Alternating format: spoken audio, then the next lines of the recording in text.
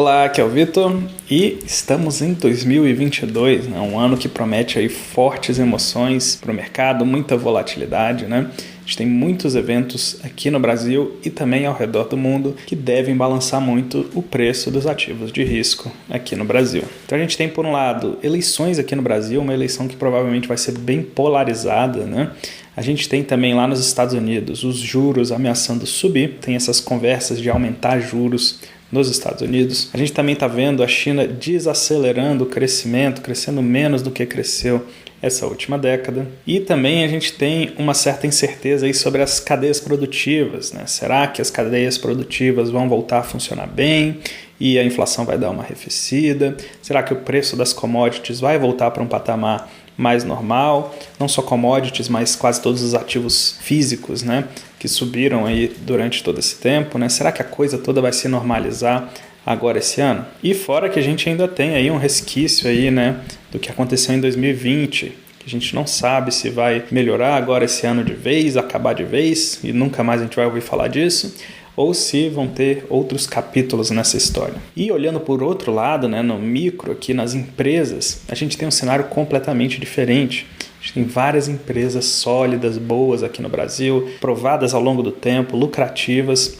a preços muito, muito baratos. Além disso, como os juros já subiram bastante, a gente ainda tem aí uma renda fixa que está com taxas atrativas, né? Está num momento aí micro que é muito interessante de investir aqui no Brasil. Eu sei que também tem muita gente aqui na Bolsa Brasileira que entrou na Bolsa há pouco tempo, que pegou esse bull market aí que a gente teve desde 2016 até agora, e esses bull markets longos, intensos, eles geram alguns problemas também, especialmente no final deles, né? Porque você tem um monte de gente que está lá 100% em bolsa, 100% em bolsa é alavancado, esse tipo de coisa. Como quase tudo que você compra sobe, você ganha dinheiro, acaba que as pessoas começam a cometer erros sem perceber ao longo do tempo, e aí quando vem uma correção, costuma pegar essa galera de jeito, né? Às vezes até tirar essa pessoa do mercado por vários anos, algumas pessoas até para a vida inteira, a pessoa fica traumatizada com bolsa e nunca mais quer comprar uma ação. Eu já noto que tem algumas pessoas que estão começando a ficar desconfortáveis com o nível de volatilidade da carteira delas.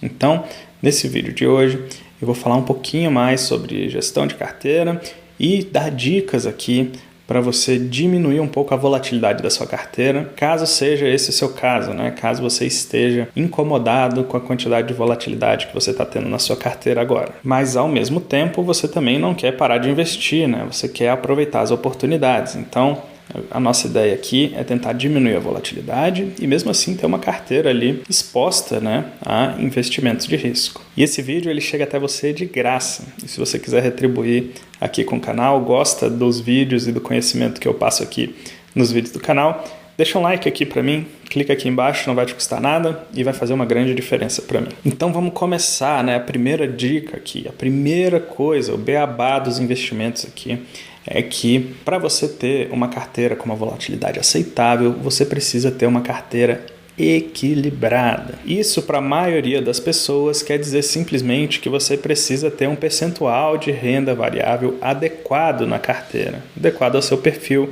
adequado a quanto você aguenta de volatilidade e adequado ao prazo de investimentos que você tem em mente. Esse passo de ter uma carteira equilibrada é fundamental nos investimentos, tá? Disso depende muita coisa que você pode fazer no mercado, inclusive algumas das outras dicas que eu vou dar aqui dependem dessa primeira dica, que é ter uma carteira equilibrada. O problema é que quem entrou agora na bolsa viu a bolsa subindo muito tempo e acha que a renda fixa é um investimento ruim no Brasil.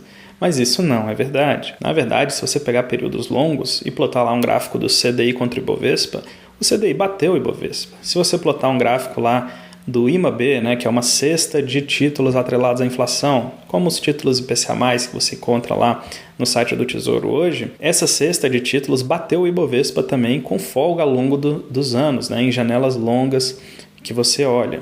É só nesse pequeno período desse último bull market agora que entrou a maioria dos investidores que a gente tem na Bolsa hoje, que a Bolsa bateu a renda fixa com muita folga. Mas isso no Brasil, historicamente, não tem sido assim. Em janelas longas, a renda fixa costuma bater a bolsa aqui no Brasil. Isso sempre gera muita discussão. É lógico que eu estou falando do Ibovespa, que não quer dizer bolsa, né? Se você escolheu bons ativos ali, você provavelmente bateu a renda fixa.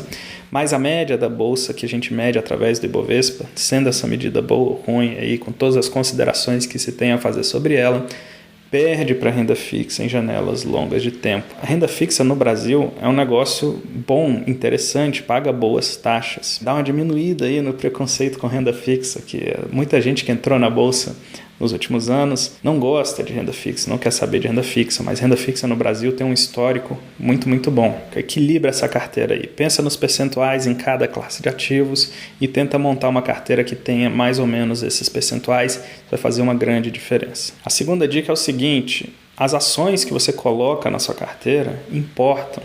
E o preço que você compra essas ações também importa. Se você tem ativos de empresas sólidas, né, provadas ao longo do tempo, lucrativas há vários anos, especialmente as que pagam dividendos, né, que fica mais fácil da pessoa avaliar o preço daquela ação.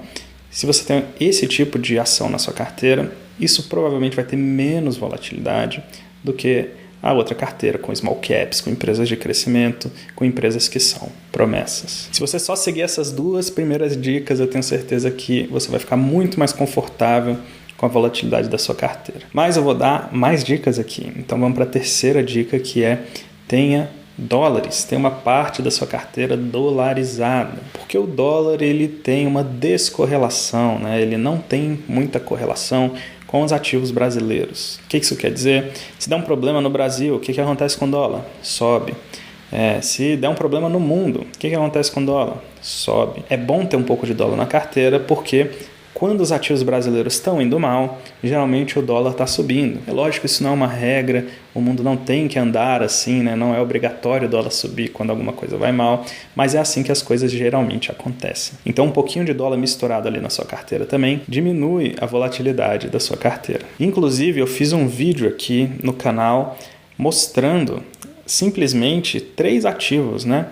Se eu não me engano era o IMAB, o Ibovespa e o dólar. E como seria benéfico se você tivesse os 3 ativos misturados nessa carteira. Eu vou deixar esse vídeo aqui em cima para você conferir. É um vídeo bem legal, é um conceito legal de você ter na cabeça, então eu vou deixar aqui no final desse vídeo aqui, se você quiser assistir, clica aqui nesse izinho que aparece aqui do lado e vai lá ver esse vídeo, que é muito interessante. A quarta coisa que você pode fazer para diminuir a volatilidade da sua carteira é vender opções. E aqui eu estou falando especialmente calls e calls curtas, tá? E por que vender calls, né? A gente teve 2 coisas que aconteceram aí que melhoraram bastante a venda de calls. A primeira foi os juros subiram muito. Isso aumentou o preço das opções. E a segunda foi, esse ano a gente vai ter uma expectativa de volatilidade muito alta. Isso também aumenta o preço das opções, tá? Então vender calls, fazer venda coberta nesse cenário ficou muito atrativo. Além disso, se você tem uma carteira e você recebe prêmios sobre essa carteira através da venda coberta de calls, a sua volatilidade diminui muito, porque mesmo que o mercado caia, você já recebeu alguns prêmios, alguns meses de prêmio ali sobre aquela posição. Então, sua volatilidade fica bem menor do que só ter a ação. Ou seja, se você tem uma carteira de ações e você vende calls, essa carteira de ações tende a ter uma volatilidade bem menor do que uma carteira de ações comum. A quinta coisa é uma coisa que vai soar como um contrassenso devido a tudo que eu falo aqui no canal. Mas a quinta coisa é comprar puts. E por que comprar put, né? Eu nunca falo de comprar put aqui no canal. Eu já tenho até vídeo falando que não é legal comprar put, né? Especialmente essas puts ali mais perto da linha do dinheiro. Nesse vídeo, inclusive, eu não estou falando sobre estratégia do pozinho, nem esses outros tipos de coisas, isso aí são outras estratégias. Mas essas puts perto da linha do dinheiro ou levemente fora do dinheiro, geralmente não compensa comprar, tá? Mas eu estou falando aqui de puts um pouco mais longas, com alguns meses de duração, talvez até 1 ano de duração, tá? Por quê? Porque esse ano vai ter eleição, esse é um evento meio drástico para o Brasil, tá? E essas puts de 6 meses, 1 ano, tudo mais, podem te proteger desse período de muita volatilidade. Além disso, como os juros subiram muito ultimamente, as puts longas tendem a perder valor. Se você comparar hoje o preço de uma call longa e de uma put longa no mesmo strike, ali na linha do dinheiro, você vai ver que a call está bem mais cara do que a put. Geralmente a call aqui no Brasil é um pouco mais cara que a put, mas quando o juro sobe essa diferença aumenta muito, tá? As puts tendem a sofrer um pouco, especialmente as longas. Então a gente já consegue ver puts longas com preços que dá para pagar, se você quiser manter uma posição de ações maior. Então se você quer ter muitas ações na carteira, o que você acha que está muito barato, é legal você ter um pouquinho de put um pouco mais longa para proteger um pedaço dessa carteira de ações, tá? Porque isso vai diminuir também a volatilidade dos seus investimentos. Bom, além disso, não é só comprar a put e esperar ela virar pó, né? Você também tem estratégias para financiar a compra dessa put longa. Eu falei sobre esse tipo de estratégia na última live lá com os alunos do Aprenda Operações Estruturadas, tá? Se você quiser fazer parte desse curso, ou pelo menos quiser conhecer como esse curso funciona, vai ter um link aqui na descrição desse vídeo, que vai te levar para um vídeo onde eu mostro como é o curso, né? O que você vai aprender lá e tudo que tem lá dentro, tá? Tem grupo no Telegram com os alunos, tem essas lives mensais em que eu falo um pouco mais das coisas que estão acontecendo no momento, né? E falo, por exemplo, sobre essa estrutura usando put longa para diminuir um pouco a volatilidade da sua carteira e como você pode financiar essa put longa para não ter que botar muito dinheiro numa put assim, tá? E também tem lá outras 15 estratégias que você pode usar com opções, tá? Clica no link aqui para ver o vídeo se você está interessado em entrar para a minha turma do Aprenda Operações Estruturadas. E agora eu vou te recomendar um vídeo que é sobre como montar uma carteira que faz muita renda, tá? Quais ingredientes que tem que ter nessa carteira, como que eu monto essa carteira, tá? Eu gravei um vídeo falando sobre isso que vai estar nesse quadradinho aqui do lado. Então clica aqui para você ir lá para esse vídeo que está muito, muito interessante, tá? Vai ser um prazer te ver lá nesse outro vídeo também e também lá dentro dos meus cursos e no meu Instagram, @IgorEducação. Eu te vejo na próxima. Um grande abraço.